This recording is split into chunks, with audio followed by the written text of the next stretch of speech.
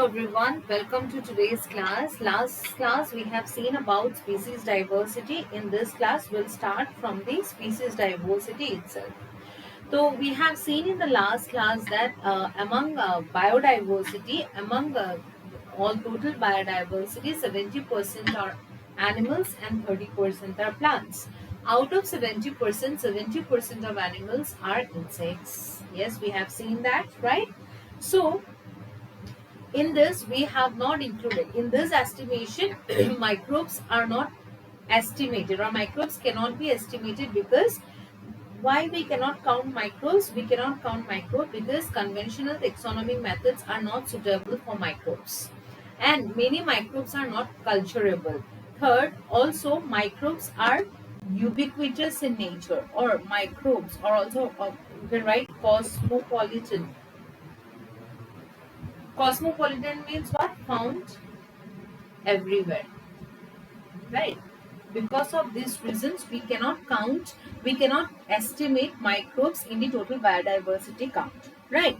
But if we see the charts of biodiversity, see, if we compare, if we draw the chart of invertebrates, अगर हम invertebrates का chart draw करें, तो what is the maximum number of who occupies the maximum number of level? The maximum number, if we compare biodiversity, the maximum number, maximum area of invertebrates, maximum number of invertebrates are what? Are insects, right? After that, what comes is your others. Others. Then comes your mollusk, right? Then crustaceans.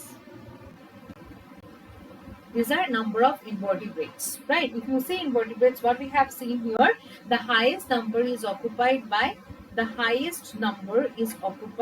insects. Then others, number 1. Then number 2, 3 mollusks, and 4 is the crustacean. Number of species, right? This is what it shows global biodiversity. I can write global biodiversity. So this is a graph of the global biodiversity, and here we have shown the number of species from invertebrates, right? So this is basically what? Proportionate of number of species. It is what? Number of species we have shown in case of invertebrate. Now let's move to the vertebrates. Now if we see vertebrates, this is what we have drawn. We have drawn vertebrates. तो vertebrates में सबसे ज्यादा कौन लेंगे?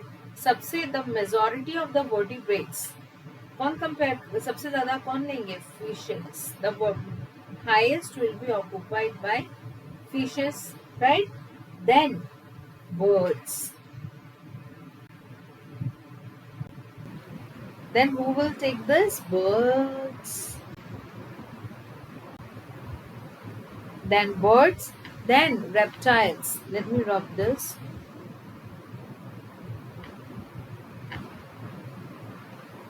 Then comes your, then here comes your what? Reptiles. Reptiles, then amphibians, and then mammals. This here it stands for amphibians, and this is stand for mammals, right? So what we have seen? We have seen that this is number 1. Second, birds. Third, reptiles. Fourth, amphibians. 5, mammals, right? This is also the number of species, vertebrates, number of species, right? Then third is what? Third, let us draw plants. This is what? This is plants. Now in the plants we will see what the, I don't know why they have added fungus also. Normally अगर हम plants की बात करते हैं, it includes what? Algae, gymnosperm, angiosperm, pteridophytes, yes, and bryophytes, right?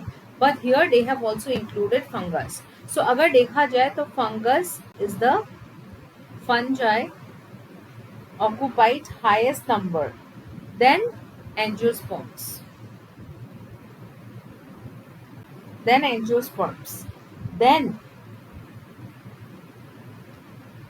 mosses. Here comes your, just give me 2 minutes, let me, okay fine, let me draw this. If this is a, we are drawing the graph here, if see this is fungi is very high, then comes your what? Angiosperms.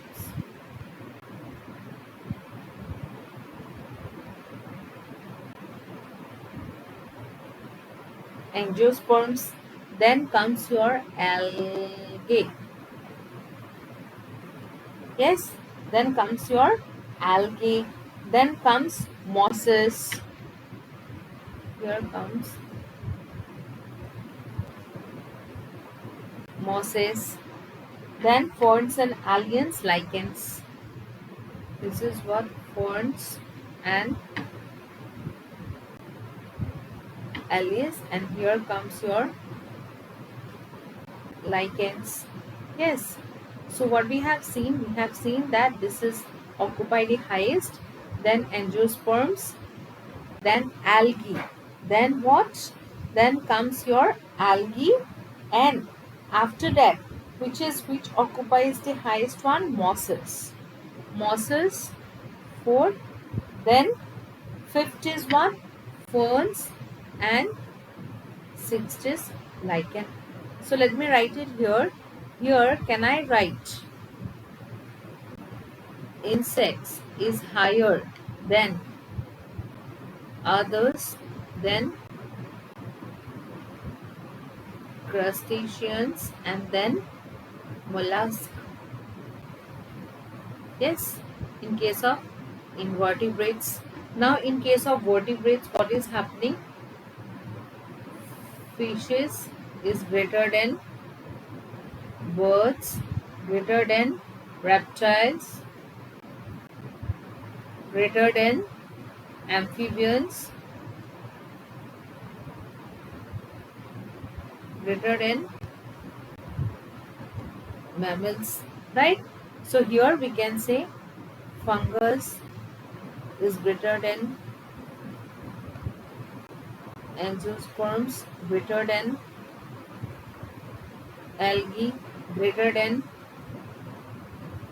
mosses, greater than ferns, greater than lichens. So this is the what total number or proportionate number of species from invertebrates, vertebrates and plants, right? This is what is the total global diversity in invertebrates, vertebrates and fungus. Now, if we see pattern of biodiversity, there, if we see how biodiversity changes, if we draw the pattern of biodiversity, it can be measured into two forms: latitude and altitudinal. Now, if we talk about latitudinal, what is latitudinal? That means what? If I draw this, if this is an equator, this is what?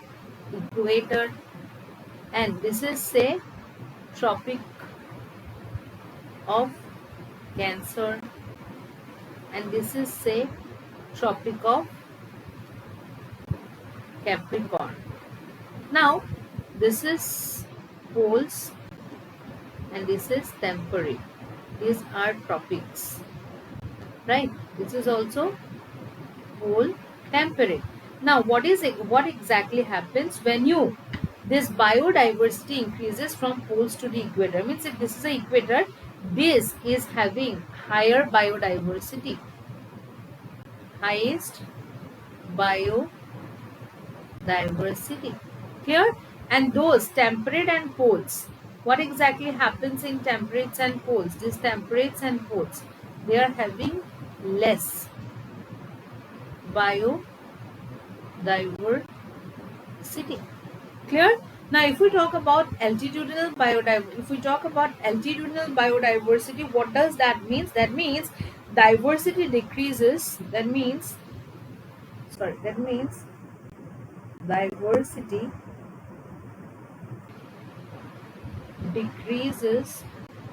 diversity decreases from lower to higher. Diversity decreases from lower to higher altitudes on a mountain. Lower to higher altitudes on a mountain. Means, yeah, if this is a mountain, this is what? Low altitude, and this is high altitude. So what exactly happens? Biodiversity कहाँ ज़्यादा होगा? Where will be the highest biodiversity? Yes, biodiversity will be highest at this lowest point, and it decreases at the high level. It decreases less at height. That is what is the latitudinal and altitudinal, right? Now if you see the next slide, see here. This is what is a tropical area. Equator, this is equator, and you see in the just near to the equator is the Tropic of Cancer and Tropic of Capricorn, and this area we call the tropical area, right? And tropical area has maximum biodiversity. Tropical area has maximum biodiversity than temperate. Temperate has less biodiversity. और अगर हम ये भी, you can also mark it as what? Species discovered. If you see in this temperate, species discovered is more than tropics, क्योंकि यहाँ पे biodiversity कम है, तो यहाँ species बहुत सारे already discovered हो चुके हैं. But if you see tropical, here maximum biodiversity है, तो यहाँ बहुत कम species ही अब तक discover हुआ है. तो अभी हम लोग को इस डायग्राम से क्या पता चला? What we get from this diagram? We understood that what? Tropics shows greater diversity than temperate. अब क्वेश्चन ये है कि ट्रॉपिक्स में ज्यादा बायोडाइवर्सिटी क्यों है? Why biodiversity is more in tropics than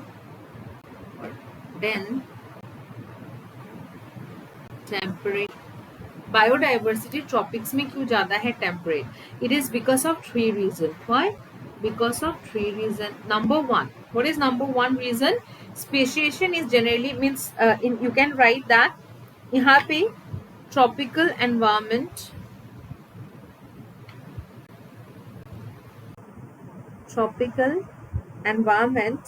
is less seasonal. Seasonal means क्या? यहाँ पे tropical में seasonal changes less होता है. There is a very less seasonal changes are less in tropical, and in temperate if you see what is happening, seasonal changes are more. तो ज्यादा changes होने की वजह से क्या होता है? वहाँ पे बायोडाइवर्सिटी कम है. Tropical environment is less seasonal, right? वहाँ पे सीजनल चेंजेस कम होता है. तो यहाँ क्या होता है? टेम्परेचर अगर चेंजेस कम है, दैट मीन्स टेम्परेचर और you can say variations are less, or it is more constant. You can say variations are less. Yes or no? If variations are less, then it promotes niche specializations, lead to greater species diversity. Let me write it here. See, in case of tropical, what is happening? Seasonal changes are less, and due to less seasonal changes, what is happening? They are relatively more constant.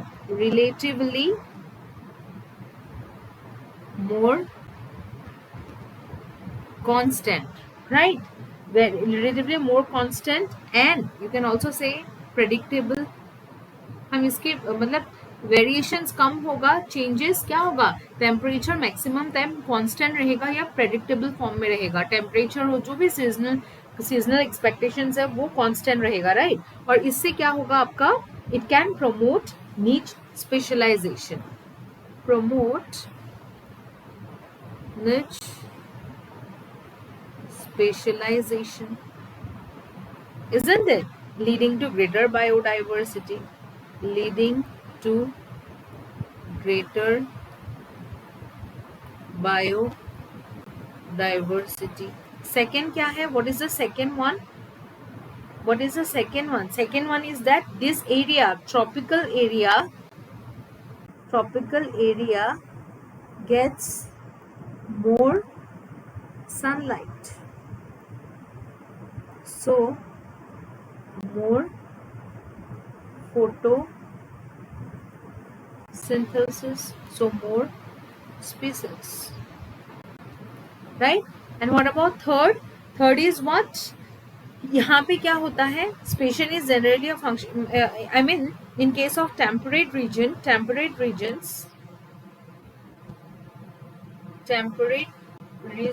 undergo what? Glaciation, undergo frequent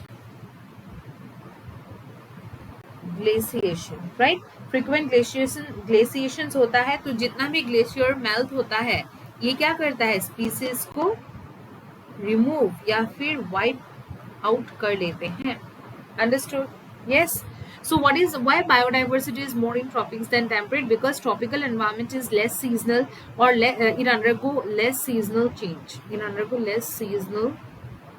changes.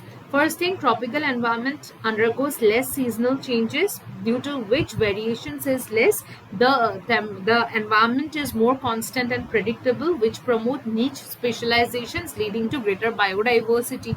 Second, tropical area or tropics gets more sunlight exposure than temperate. So what exactly happens? If more sunlight exposure, more photosynthesis, more development of new plants. The third, in case of temperate region, what is happening? Glaciations, frequent glaciations happens, which disturb the species diversity. Which species diversity को क्या करते हैं? ये disturb करते हैं, right? So because of these three reasons, biodiversity is more in tropics than temperate, right?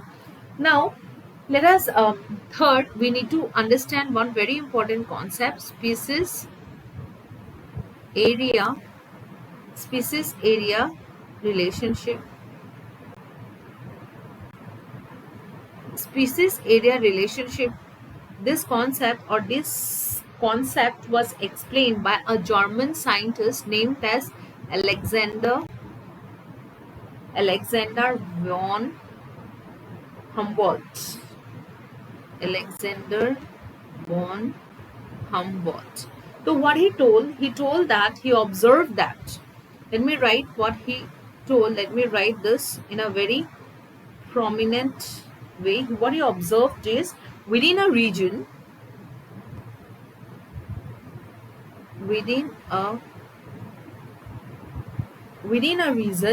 species richness increases. Species richness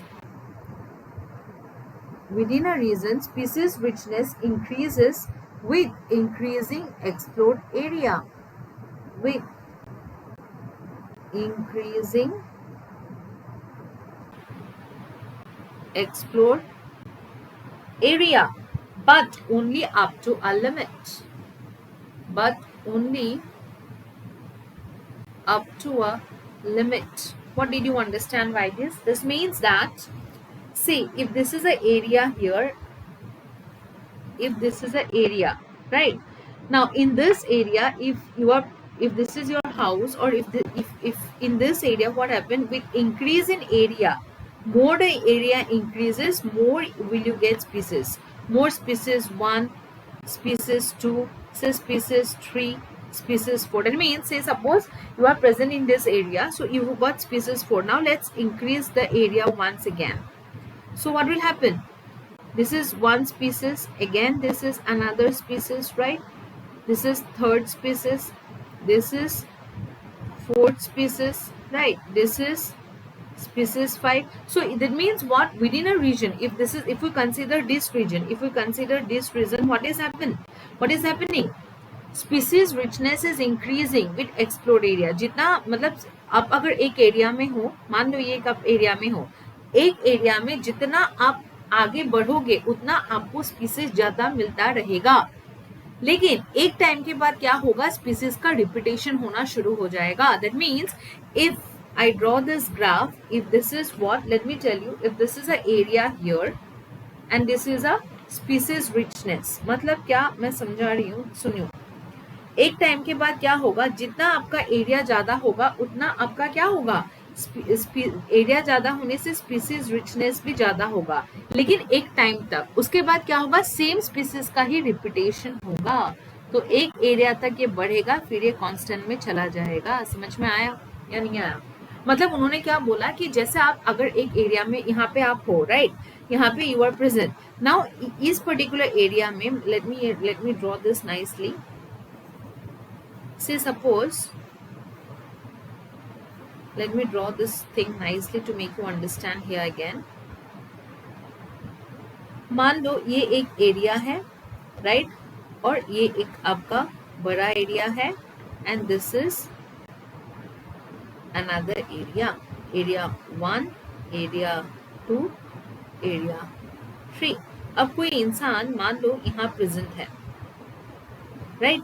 अब वो जैसे आगे जाएगा थोड़ा उसको प्लांट्स दिखेगा, राइट, थोड़ा और आगे जाएगा तो उसको काउ दिख जाएगा, राइट.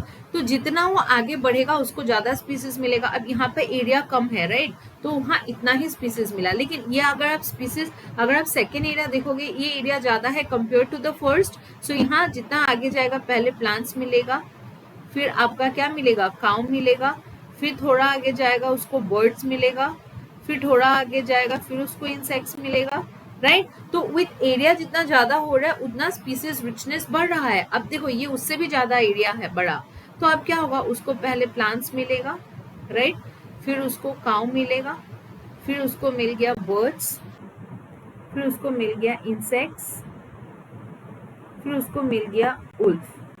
लेकिन अभी एक टाइम के बाद क्या होगा, फिर उसको वही वाला मिलेगा, फिर ये जाएगा आगे काउ ही मिलेगा, फिर थोड़ा आगे जाएगा फिर उसको बर्ड ही मिलेगा, राइट, फिर और थोड़ा आगे जाएगा मान लो फिर उसको मिलेगा इंसेक्ट्स. तो what I am telling to say is the species richness increases with area but only up to a certain limit.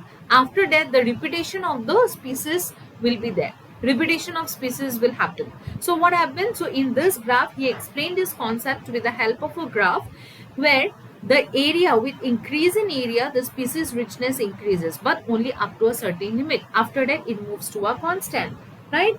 So this one, he has given it by a equation S is equals to Ca to the power z.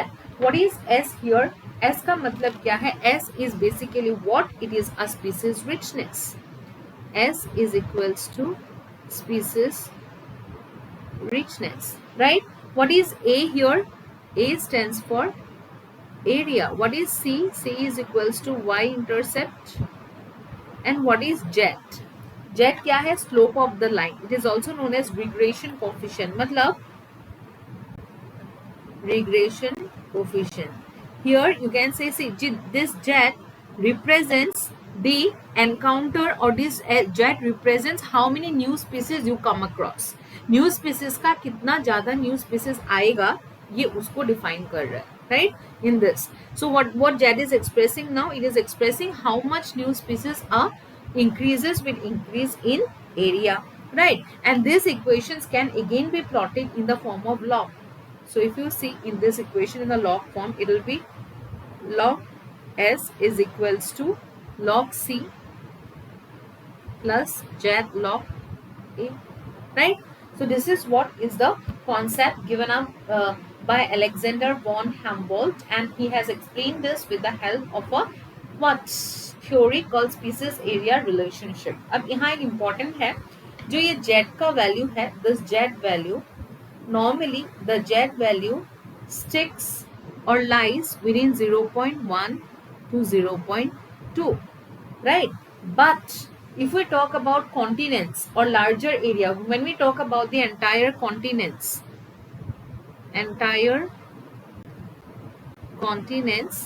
this Z value increases to 0.6 to 1.2, 0.6 to 1.2, क्योंकि entire continent means area is more, so exposure of new species will be high, right? So what will happen, the jet will increases because more new species will be what, explored, right?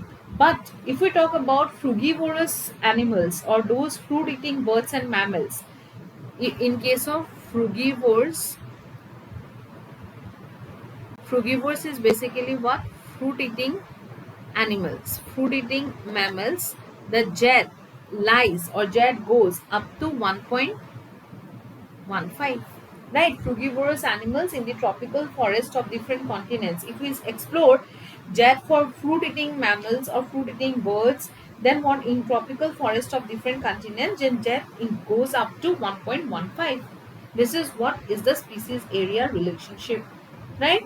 Now after this, another one I would like to show up here is the importance of species diversity in the ecosystem. Species diversity का importance क्या है? Now see, importance of species diversity. Importance क्या है? Species diversity. Why? What is the importance? See here. What is the importance of species diversity? Species का ज़्यादा होना उसका क्या importance है? What does it state if species is more? What happens basically? Community with more species is more stable. किसी भी community में, when a community is having more species, it leads to what? It leads to more stable. It leads to more stability, right? Stability का मतलब क्या? How come what do you understand by stability? Stability means what? Stable community means what? Their productivity remains constant. They are, I mean, or they show, stable community should not show too much variation, do not show too much variations in productivity. Productivity क्या रहेगा? Same रहेगा, right? Do not show very much variations in the productivity from year to year. It must be resistance or resilient to occasional disturbances. यहाँ पे क्या होगा? ये क्या होगा? Let me write this. It is what? More stability. Do not show too much variations in productivity. Too much variations in productivity means what? It is resistance और resilient. Resilient mean क्या? अगर थोड़ा सा डिस्टर्बेंस होता भी है तो वो उसको मेकअप कर लेता है. If something happens also it will immediately sort it out, right? Resilient to occasional disturbances. Occasional disturbances, right?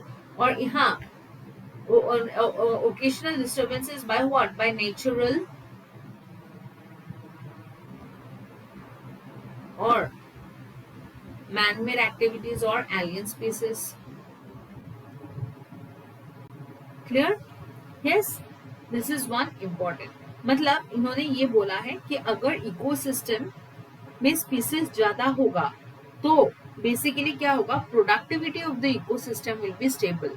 So if productivity is stable, that means what? Ecosystem is stable, right? तो अगर if area is having more diversity in species, then that community is stable. Why it is stable? Because there is no variations in the productivity, or they shows resistance to the occasional disturbances by natural or alien species, or is it by natural or alien species, right? So this is what is the importance of species diversity to ecosystem. What I want to show you is, if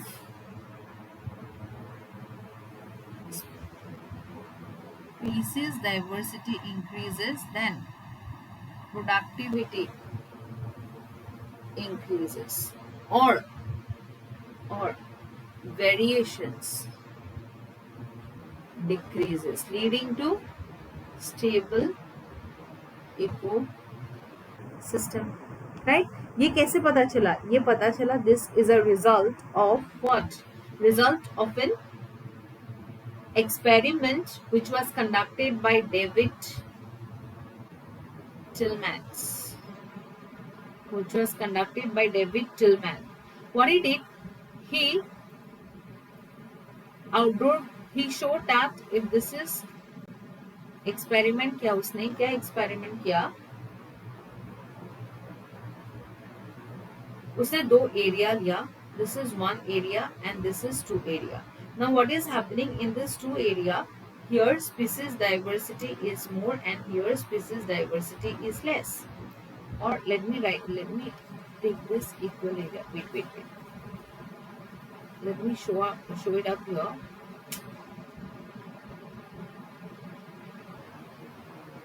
If this is one area and if this is another, here species diversity is less, here species diversity is more. So जिसमें species diversity or plot with more species showed less year-to-year variations in total biomass. Yes. So what is happened in this? Less variation in total biomass. अगर variations कब होगा तो ये क्या होगा? Increased diversity leads to greater productivity. Productivity increases, right? So this is what he meant. He meant that if a species is having more, if a area is having more diversity, it will increases the productivity, or there will be what? No occasional disturbances, or the ecosystem or that particular area shows resistance or resilience to variations, right? So what happened? Productivity increases, leading to the stable ecosystem, right? That's all about the what importance of species diversity. Another scientist, let me tell you, another scientist, very important, Paul Ehrlich. What he did, he compared an ecosystem with an aeroplane. He compared an ecosystem, compared the ecosystem, compared the ecosystem to airplane. What he told, if airplane has different parts which he termed as rivets, right? So what he told that if we consider aeroplane as an ecosystem, the different parts of aeroplane which he termed as rivets, he compared rivets with species, right? अगर एक ecosystem कैसे बनता है? अलग अलग species के थ्रू, right? Both biotic and abiotic species होना चाहिए, डाइवर्सिटी होना चाहिए. So he compare the rivets to the species and aeroplane to the ecosystem, right? And if somebody, अगर यहाँ पे कोई XYZ passengers आए, if they take the rivets, if they take any part of the plane, what will happen? Initially there will be no disturbance. If more rivets people will start taking, then what will happen? It leads to it affects the aeroplane. Yes or no? So similarly, what happen if more loss in biodiversity will leads to the what? Loss in the, or will lead to the unstable ecosystem, right? So here you also mentioned that the rivets on the wings, rivets, he compared rivets on the wings, which is very important for the aeroplane, right? Aeroplane is, you can say wings are very important, plays a very important role in the aeroplane, right? So similarly, the rivets on the wings, he compared it with keystone species. So that means in ecosystem, the keystone species are very important, which maintains the balance of the ecosystem, which maintains what? Balance of the ecosystem, right? So what is Paul Ehrlich experiment? This experiment is also known as it is also known as what? Rivett-Popper hypothesis. It gives Rivett-Popper hypothesis. What it basically stated, it compared an ecosystem to an airplane, where aeroplane is compared to an ecosystem, rivets is compared to the species, and the rivets on the wings are compared to the keystone species, which are very important as they maintain the balance of the ecosystem, right? So that's all for today's class. Next class we'll see the loss of biodiversity. Thank you for joining this session.